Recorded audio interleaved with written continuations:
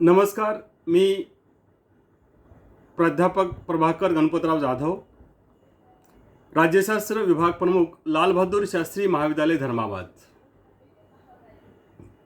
आज आपल्याशी भारतीय संविधान दिवस या विषयावर संवाद साधणार आहे.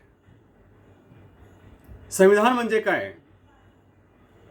न्याय आणि सामाजिक न्यायाचा योग्य समन्वय ठेवणारी भारतातील सर्वोच्च संहिता म्हणजे राज्यघटना अथवा संविधान.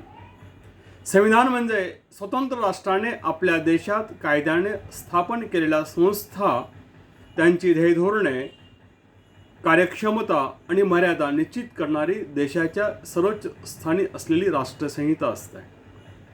या संहितेच्या चौकटीत राहून देशाचा राज्यकारभार, प्रशासन, कायदा व सुव्यवस्था या सर्व क्षेत्रांचे व्यवस्थापन, संचलन व नियमन करणाऱ्या निश्चित मूल्यांना एकाच वेळी व्यक्ती, समाज, सरकार, राज्ये आणि राष्ट्रांना सार्वभौमत्वात बांधणारी अच्युत्य अशी आचारसंहिता म्हणजेच त्या राष्ट्राचे संविधान असतं. भारताच्या संविधान निर्मितीला 26 नोव्हेंबर 1949ला हे संविधान पूर्णत्वास आले आहे.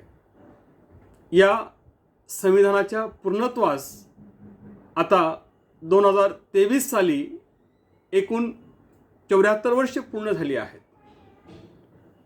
एक गोष्ट आपल्याला लक्षात ठेवावी लागेल की भारतीय संविधानाची निर्मिती ही भारताच्या स्वातंत्र्य आंदोलनाचं एक अपत्य आहे.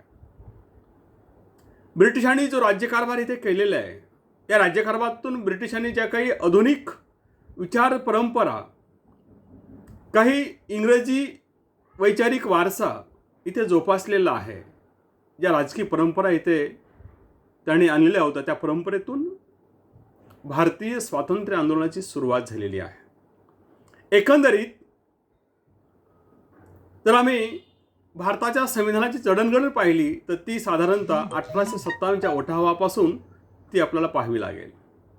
कारण ब्रिटिशांनी ज्या सुधारणा करण्याच्या नावाखाली जे काही कायदे केले, त्या कायद्यातून खऱ्या अर्थाने भारताच्या संविधानाची बीजे त्यातून पुढे आलेली आहेत, हे आपल्याला मान्य करावं लागेल. कारण या देशात 565 संस्थानं होती. प्रत्येकांचा इतिहास वेगळा होता, संस्कृती वेगळी होती.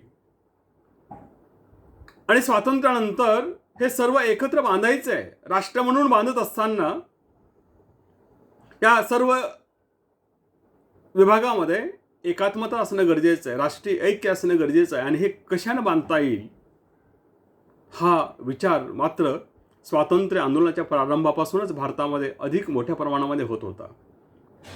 या स्वातंत्र्य आंदोलनातली पहिली पिढी ही निश्चितच एक विवेकवादी, विज्ञानवादी आणि उच्च शिक्षित ही पिढी असल्यामुळे की ब्रिटिशांच्या पारतंत्र्यातून मुक्त झालेला भारत हा कसा असला पाहिजे याचे स्वप्न ही पिढी बांधत होती.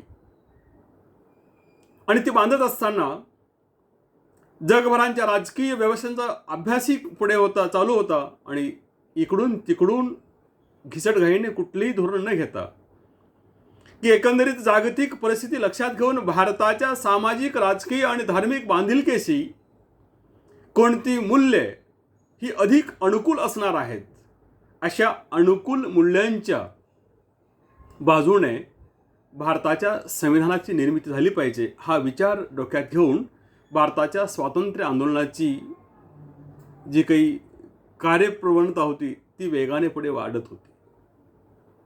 ब्रिटिशांच्या विरोधामध्ये अनेक वेळा आम्हाला कायद्याच्या राज्याची आणि स्वराज्याची आम्ही मागणी केलेली आहे. या मागणीतच खऱ्या अर्थाने भारताच्या स्वातंत्र्याची बीजे भारताच्या संविधानाची बीजे पेरलेली होती.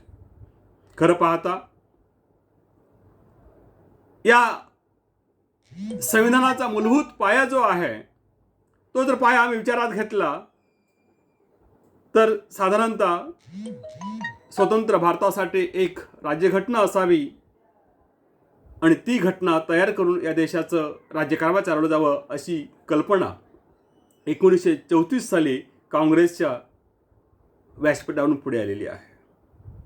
हाच विचार 1936च्या फैजपूर काँग्रेसच्या अधिवेशनामध्ये पंडित जवाहरलाल नेहरूंना असं वाटलं की स्वतंत्र भारतासाठी घटना समिती असावी आणि या घटना समितीच्या माध्यमातून देशाच्या राजकीय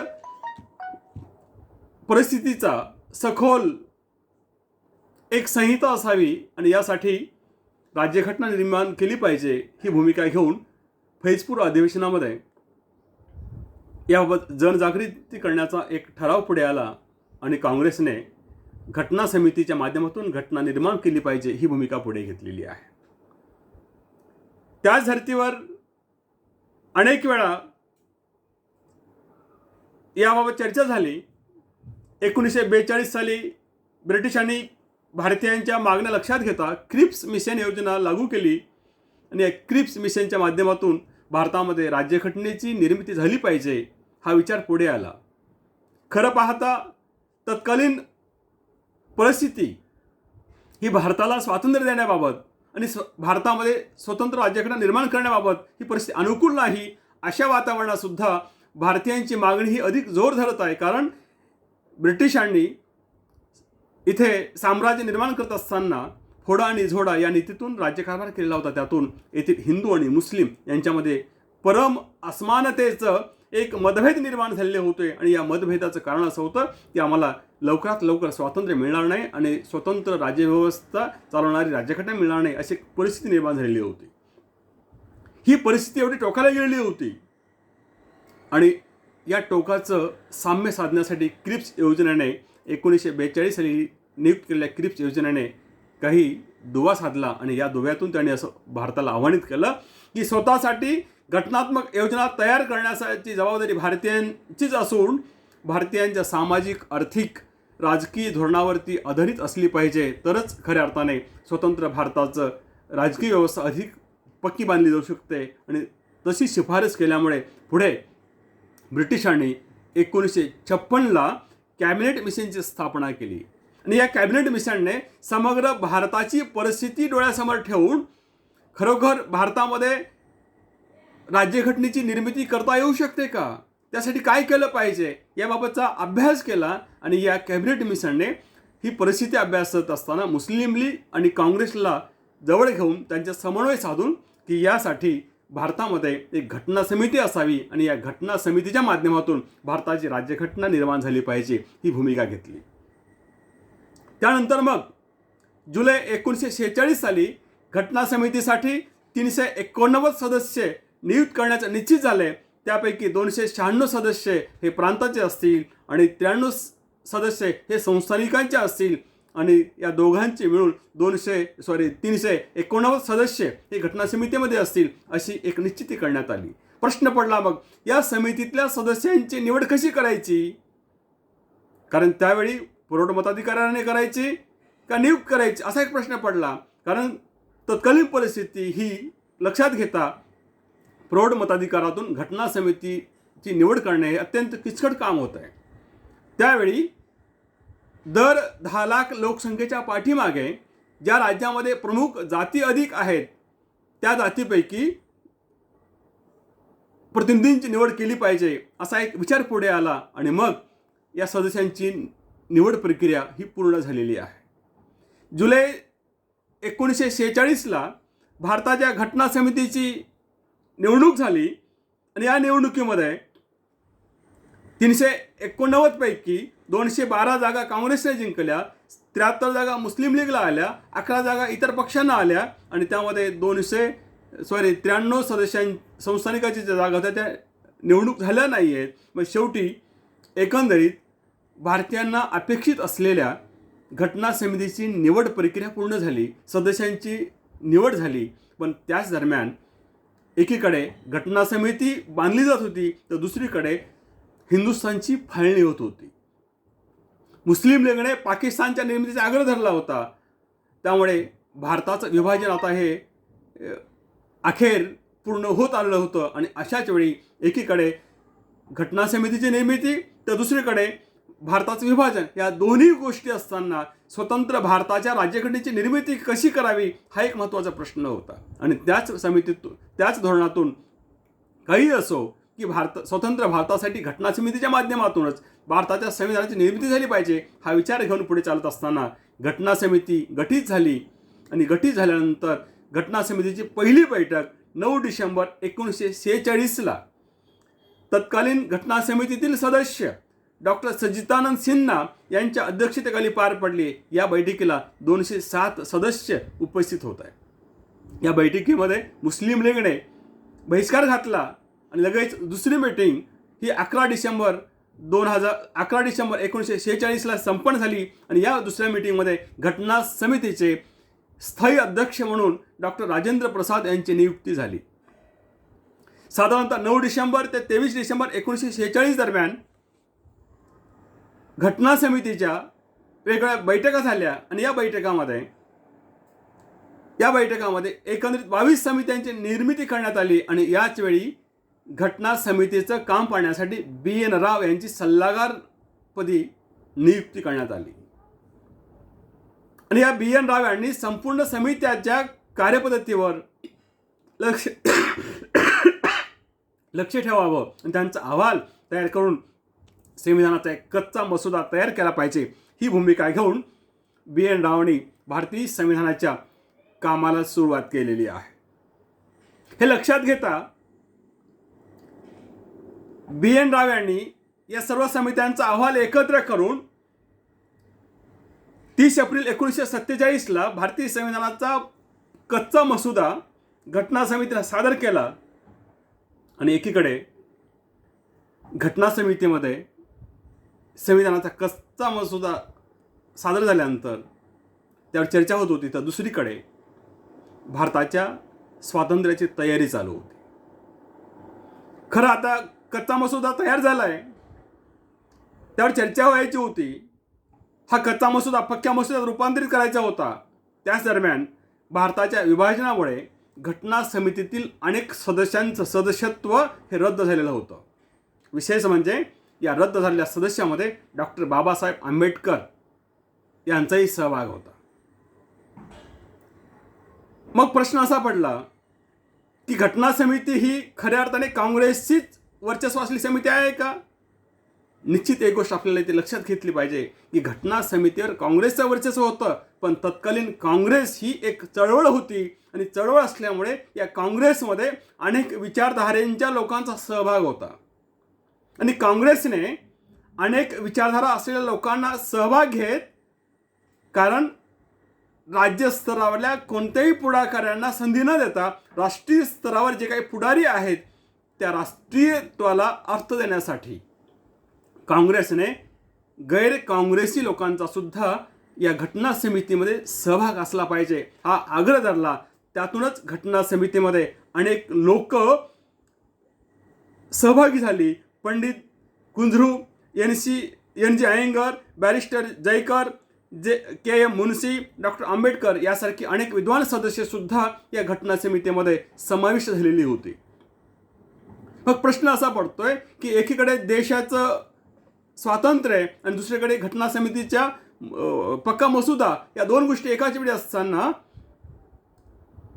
घटना समितीच्या मसुदा समितीची स्थापना झाली पाहिजे. यासाठी संविधान सभेमध्ये 29 ऑगस्ट 1947ला घटना समितीच्या मसुदा समितीची स्थापना झाली आणि या समितीच्या अध्यक्षपदी डॉक्टर बाबासाहेब आंबेडकर यांची निवड झाली. खऱ्या अर्थाने डॉक्टर बाबासाहेब आंबेडकरांचं सदस्यत्व हे रद्द झालं होतं, पण डॉक्टर बाबासाहेब आंबेडकर हे घटना समितीमध्ये असले पाहिजे आणि त्यांच्या हातून या देशाचं मोठं काम झालं पाहिजे ही भूमिका तत्कालीन संविधान सभेतल्या सर्वांची होती. म्हणून त्यांनी मुंबई विधिमंडळात रिक्त असलेल्या बॅरिस्टर मुकुंदराव जयकर यांच्या जागेवर काँग्रेसच्या माध्यमातून डॉक्टर बाबासाहेब आंबेडकरांची उमेदवारी दाखल केली आणि बाबासाहेबांना बिनविरोध निवडून आणलं आणि आणल्यानंतर बाबासाहेबांची मसुदा समितीच्या अध्यक्षपदी निवड केली आणि खऱ्या अर्थाने भारतीय संविधानाच्या पक्क्या मसुद्याची सुरुवात तिथून झालेली आहे. तत्पूर्वी अनेक देशांच्या राजकीय व्यवस्थांचा सखोल अभ्यास केला.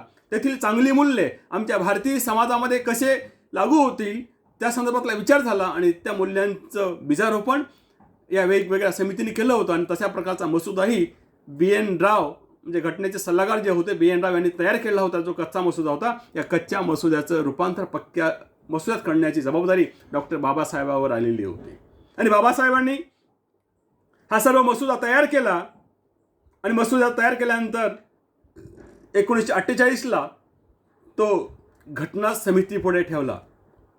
हा पहिला मसुदा, त्यावर अनेक चर्चा झाल्या, अनेक विचारविनिमय झाले, त्यात काही सुधारणा सुचल्या आणि लगेच दुसरा मसुदा जो होता तो लगेच ऑक्टोबर 1948ला हा दुसरा मसुद्याचा आराखडा घटना समितीपुढे ठेवण्यात आला. यावरही प्रचंड हरकती आल्या, विचारविनिमय झाले, अनेक चर्चा झाली आणि या सखोल चर्चा आणि विचारविनिमयातून दुसऱ्या मसुद्यावर चर्चा झाली आणि लगेच त्यात काही सुधारणा केल्या आणि तो तिसरा मसुदा पुढे आला नोव्हेंबर 1948ला. नोव्हेंबर 1948ला तिसरा मसुदा पूर्ण झाल्यानंतर त्यावर ज्या काही हरकती आल्या, त्यावरच्या काही शंका आल्या, त्यावरचे काही प्रश्न आले, यांची सखोल चर्चा झाली आणि चर्चा झाल्यानंतर पुन्हा एकदा भारताच्या संविधानाचा जो अंतिम आराखडा आहे त्या अंतिम आराखड्याचं पहिलं वाचन हे नोव्हेंबर 1948ला झालं. सलग 5 दिवस हे वाचन चाललं आणि या वाचनावर अनेक हरकती आल्या, सूचना आल्या आणि या सूचना आणि हरकतीसह पुन्हा एकदा या आराखड्याचं दुसरं वाचन हे 15 नोव्हेंबर 1948 ते 17 ऑक्टोबर 1949 दरम्यान झालं आणि यामध्ये साधारणतः 6,653 सूचना आल्या. त्यापैकी 2773 सूचनांचं अवलोकन झालं, त्या वेगळ्या वेगळ्या स्वरूपामध्ये अभ्यासल्या गेल्या. विचारांती सूचनानुसार त्यांचं प्रदीर्घ वाचन झालं आणि प्रदीर्घ वाचनानंतर घटनेची तिसरी आणि अंतिम जी काही वाचन आहे, मसुदा आहे, तो पूर्ण आला. तो म्हणजे 26 नोव्हेंबर 1949ला भारतीय संविधानाचं पूर्णत्व कार्यात आलं. या कार्याला जवळपास 2 वर्ष 11 महिने 18 दिवस लागले आणि या एकंदरीत पूर्ण आराखड्यामध्ये भारताच्या संविधानाचे 395 कलमे, 8 परिशिष्टे आणि 22 प्रकरणामध्ये हे संविधानाचं काम पूर्णत्वास आलेलं आहे आणि एकंदरीत या संविधानाचा जो कालावधी आहे तो 2 वर्ष 11 महिने 18 दिवसाचा आहे आणि या 29 नोव्हेंबर 1949च्या बैठकीमध्ये संविधान सभेचं कामकाज पूर्ण झालं. संविधानाला अंतिम मान्यता देण्यासाठी 289 सदस्यापैकी 284 सदस्यांनी स्वाक्षरी केली आणि हे संविधान स्वतंत्र भारताच्या अंमलबजावणीसाठी लागू करण्याचं सर्वांनी स्वातंत्र्य दिलं. सर्वांनी या स्वातंत्र्य भारताच्या संविधानाची निर्मिती करण्याची जबाबदारी भारताकडे सोपवलेली आहे. म्हणून घटना समितीचं जे काही कामकाज आहे ते पूर्णत्व लोकशाही मार्गानं आणि या घटना समितीमध्ये असलेली जे काही सदस्य होती ती पक्ष, राजकारण, शासन आणि घटना समिती या सर्वांमध्ये काम करणारी ही उच्च ध्येयांची माणसं होती. आणि जे काही कामकाज चाललेलं आहे हे सर्व कामकाज हे लोकशाही पद्धतीने, विवेकवादाने, विचारवादाने आणि मतभेदांचं निरूपण कसं करता येईल त्या विवेकातून भारताच्या संविधानाची निर्मिती झालेली आहे. म्हणून 26 नोव्हेंबर 1949 या दिवशी स्वतंत्र भारताच्या संविधानाची निर्मिती झाल्यामुळे हा दिवस स्वतंत्र भारताचा संविधान दिवस म्हणून साजरा केला पाहिजे अशी एक प्रथा पुढे आलेली आहे. म्हणून आता उद्या म्हणजे 26 नोव्हेंबर 2023ला आम्ही 74वा संविधान दिवस अत्यंत मोठ्या विचारामध्ये साजरा करत आहोत. गेली 75 वर्ष आम्ही स्वातंत्र्याची अमृत महोत्सव पूर्ण केला आहे आणि अमृत महोत्सवानंतर आता लगेच आम्हाला सुद्धा या संविधान दिनाचंही अमृत महोत्सव पुढच्या वर्षापासून आम्हाला पुढे करायचं आहे. गेली 75 वर्ष भारताचा प्रवास या संविधानाच्या माध्यमातून पुढे जातो आहे. आजही या संविधानावर विश्वास ठेवून देशातील सर्वसामान्य जनता भारतीय लोकशाहीचा गाडा आपल्या खांद्यावर घेत पुढे चालवते आहे. निश्चित येणाऱ्या काळामध्ये या दिनाचं औचित्य म्हणून की आम्हाला पुन्हा एकदा जबाबदार शासन पद्धती, लोकशाही, संघराज्य व्यवस्था, न्यायव्यवस्था, मूलभूत अधिकार, नीतिनिर्देशक तत्व या सर्वांना सोबत घेत एकंदरीत भारतात जबाबदार नागरिक म्हणून आमची भूमिका आता अधिक वाढणार आहे. म्हणून आपण सर्वांनी एक संकल्प करूया की या लोकशाहीचं भवितव्य आपल्या हातामध्ये आहे आणि ते भवितव्य आपल्याला अधिक सक्षम, कार्यक्षम करायचं असेल तर संविधान दिनाच्या निमित्ताने आपण एक संकल्प हाती घेतला पाहिजे की मी माझ्या देशाच्या संविधानाप्रती माझं नागरिकत्व बहाल केलेलं आहे आणि ते बहाल केलेलं नागरिकत्व मी देशासाठी अर्पण करेल, हीच माझी खऱ्या अर्थाने या संविधान दिनाची प्रतिज्ञा असेल. आणि अशी प्रतिज्ञा घेऊन आपण सर्वांनी संविधानाचं मूल्य जपूया, संवैधानिक विचार अधिक जोपासूया, हा विचार वाढवूया, हा संकल्प आपण सर्वांनी केला पाहिजे. धन्यवाद.